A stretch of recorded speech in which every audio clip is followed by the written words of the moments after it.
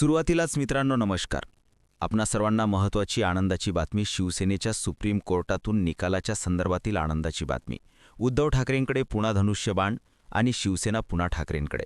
मित्रांनो, नेमकी काय आहे बातमी सविस्तरपणे जाणून घेण्याच्या अगोदर आपण जर महाराष्ट्रामध्ये कोणत्या जिल्ह्यात राहत असाल तर आपल्या जिल्ह्याचं नाव आणि स्वतःचं नाव लिहायला विसरू नका. खाली कमेंट बॉक्समध्ये नक्कीच आपलं स्वतःचं जय महाराष्ट्र म्हणत नक्कीच प्रतिक्रिया द्या. आता वळूया आपल्या महत्त्वाच्या बातमीकडे.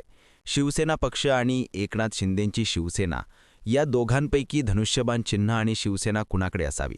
आपण देखील प्रतिक्रिया द्या नक्कीच कमेंट बॉक्समध्ये. आपण व्यक्त व्हा. शिवसेना कुणाकडे पाहिजे, धनुष्यबाण कुणाकडे पाहिजे? आता महत्त्वाच्या बातमीकडे आपण वळूया. भारतीय राजकारणातील सर्वात नाट्यमय संघर्ष आता निर्णायक टप्प्यावरती पोहोचल्याचं आपणाला जाणवत आहे. महाराष्ट्रामधील शिवसेना या ऐतिहासिक पक्षावरती चाललेला मालकी हक्काचा संघर्ष शेवटच्या टप्प्यामध्ये आल्यानंतर दोन्ही बाजूंचे पक्ष असतील, नेते असतील, प्रचंड उत्सुकतेने सर्वोच्च न्यायालयाच्या निकालाकडे पाहत होते. उद्धव ठाकरे विरोधात एकनाथ शिंदे अशी लढाई महाराष्ट्राच्या राजकारणातील सगळ्यात मोठी लढाई आपण गेली 3 वर्ष पाहिली. त्यानंतर मात्र सुप्रीम कोर्टामध्ये आता महत्त्वाचा निकाल येऊ पाहतोय. शिवसेना कुणाची आणि धनुष्यबाण चिन्ह कुणाचे? घडलेल्या घडामोडीनुसार कायदेशीर तज्ज्ञांच्या मते उद्धव ठाकरे यांचा सगळ्यात मोठा विजय धनुष्यबाण चिन्ह पुन्हा ठाकरेंच्या हाती, तर शिंदे सेनेला नवीन चिन्ह, नवीन पक्ष. नेमकी काय आहे बातमी हे देखील आपण सध्या पाहून घेऊया. मित्रांनो, याच्या अगोदर शिवसेनेची फूट महत्त्वाची मानली जात होती. उद्धव बाळासाहेब ठाकरे यांना शिवसेना मुख्यमंत्री पदावरून खाली उतरवल्याच्यानंतर 2022मध्ये घडलेली घटना ही सगळ्यात मोठी भूकंप घडवणारी घटना होती. तत्कालीन मुख्यमंत्री उद्धव ठाकरे यांच्या शिवसेनेतील वरिष्ठ नेते एकनाथ शिंदेंनी सगळ्यात मोठे बंड करत उद्धव ठाकरेंना धोका दिला असल्याचं सध्या आपण पाहिलंय. महाविकास आघाडीचं सरकार कोसळलं आणि पुन्हा शिंदे आणि भाजप सरकार निर्माण झालं. त्यानंतर मित्रांनो, ही लढाई गेली थेट सुप्रीम कोर्टामध्ये. मात्र हे वादळ उठणं साहजिकच होतं, कारण की ठाकरेंची शिवसेनाही गेली, पक्षही गेला, चिन्हही गेला आणि त्यानुसार उद्धव ठाकरेंनी थेट सुप्रीम कोर्टामध्ये आपल्याला दाद मागितल्याचं आपण पाहिलं. महाराष्ट्राच्या राजकारणातील शिवसेना ही केवळ एक राजकीय पार्टी नव्हे, तर मराठी अस्मिता आणि शिवसेना प्रमुख बाळासाहेब ठाकरे यांच्या विचारसरणीची प्रतीक मानली जाते. त्यामुळे पक्षाच्या अधिकृत ओळखीवरती आणि चिन्हांवरती कोणाचा अधिकार राहणार हा प्रश्न भावनिक, कायदेशीरदृष्ट्या, राजकीयदृष्ट्या 3 स्तरावरती तपासला जाणार होता. त्यामुळे उद्धव ठाकरेंचा विजय या ठिकाणी निश्चित मानला जात होता. 2023मध्ये निवडणूक आयोगाने एकनाथ शिंदे गटाला अधिकृत शिवसेना म्हणून मान्यता देत धनुष्यबाण चिन्ह देखील त्यांच्या ताब्यात दिला. हा निर्णय उद्धव ठाकरे गटासाठी मोठा धट्टा होता. उद्धव ठाकरे यांनी या निर्णयाच्या विरोधात सर्वोच्च न्यायालयामध्ये धाव घेतल्याचं आपण पाहिलंय आणि आता मात्र ठाकरेंच्या बाजूने निकाल, ठाकरेंच्या शिवसेनेच्या बाजूने निकाल आणि उद्धव ठाकरेंच्या बाजूने सगळेच आता नेते देखील येऊ लागल्याचं आपण पाहतोय. राज्याच्या राजकारणामध्ये समीकरण तयार होत असतानाच आता मात्र उद्धव ठाकरेंची शिवसेना जिंकणार असणारे समीकरण सगळी बदलली. कायदेशीर तज्ज्ञांच्या मते उद्धव ठाकरे यांचा खटला अत्यंत मजबूत होता. वरिष्ठ वकील कपिल सिब्बल, अभिषेक मनोज सिंघवी आणि देवदत्त कामत यांनी ठाकरे गटाची बाजू जोरदारपणे मांडलेली आहे.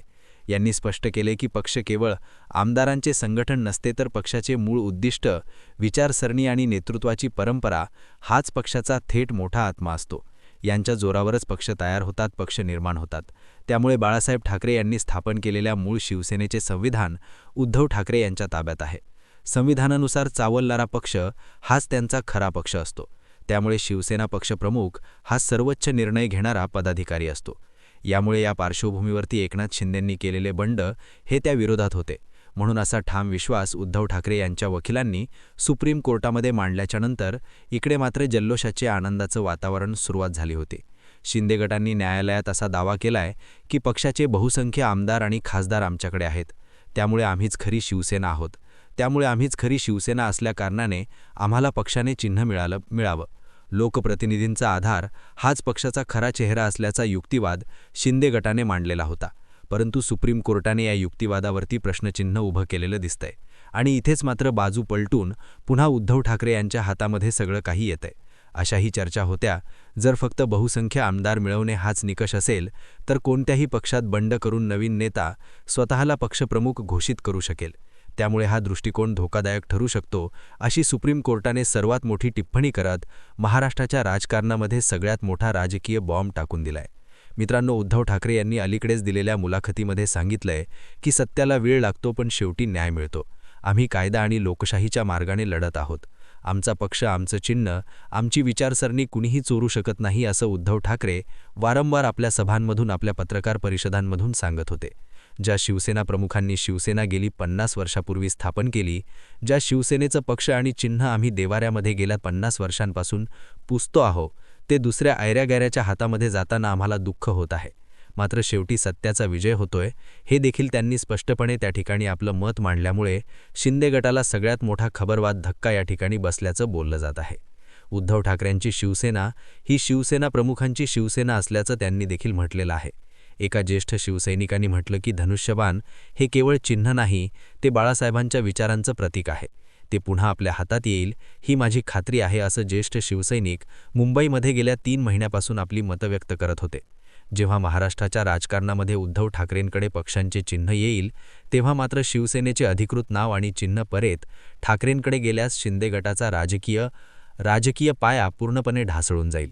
विधानसभा आणि लोकसभा दोन्ही निवडणुकांमध्ये उद्धव ठाकरे गटाला पुन्हा नवसंजीवन मिळून ठाकरे यांची महाराष्ट्रावरील सत्ता देखील येऊ शकते, असे देखील सध्या बोललं जात आहे. शिंदे भाजप सरकारवरती नैतिक दबाव निर्माण होईल. महाविकास आघाडी पुन्हा एकत्र येऊन भाजपाच्या विरोधात मजबूत आघाडी तयार करू शकते. त्यामुळे सगळ्या घडामोडी महाराष्ट्राच्या राजकारणामध्ये जर धनुष्यबाण पुन्हा उद्धव ठाकरेंकडे गेला, तर ही फक्त कायदेशीर नाही तर भावनिक विजयाचीही घोषणा ठरेल. परंतु आता आपणाला हा निकाल संपूर्णपणे बघण्यासाठी उद्धव ठाकरेंना 3 तास सुप्रीम कोर्टाने वेळ दिला असून शिंदेंना 2 तास वेळ दिली आहे. तेव्हा 21 जानेवारी, 22 जानेवारी, 23 जानेवारी या 3 दिवसांच्या दरम्यान सुप्रीम कोर्टाचा हा निकाल पुन्हा एकदा लागून महाराष्ट्रात खळबळ उडू शकते. आणि हा निकाल पुन्हा उद्धव ठाकरे यांच्या बाजूने लागल्याच्या नंतर मात्र मुंबईसह महाराष्ट्रात पुन्हा एकदा दिवाळी, दसरा आणि धामधडाक्यामध्ये शिवसैनिक नाचू शकतील, असाही खूप मोठा खुलासा शिवसेनेच्या नेत्यांनी केलाय. मित्रांनो, आपल्याला काय वाटतंय? शिवसेना पक्षांची चिन्ह पुन्हा उद्धव ठाकरेंच्या ताब्यात येईल का? याबद्दल आपण आपल्याकडे असणाऱ्या प्रतिक्रिया व्यक्त करा. शिवसेना तर ठाकरेंची, चिन्ह देखील ठाकरेंचं असणार का? याबद्दल आपल्या मनातील प्रतिक्रिया आमच्यापर्यंत पोहोचवा. भेटूया पुन्हा नवीन अपडेट्ससह. तोपर्यंत आपणा सर्वांना धन्यवाद.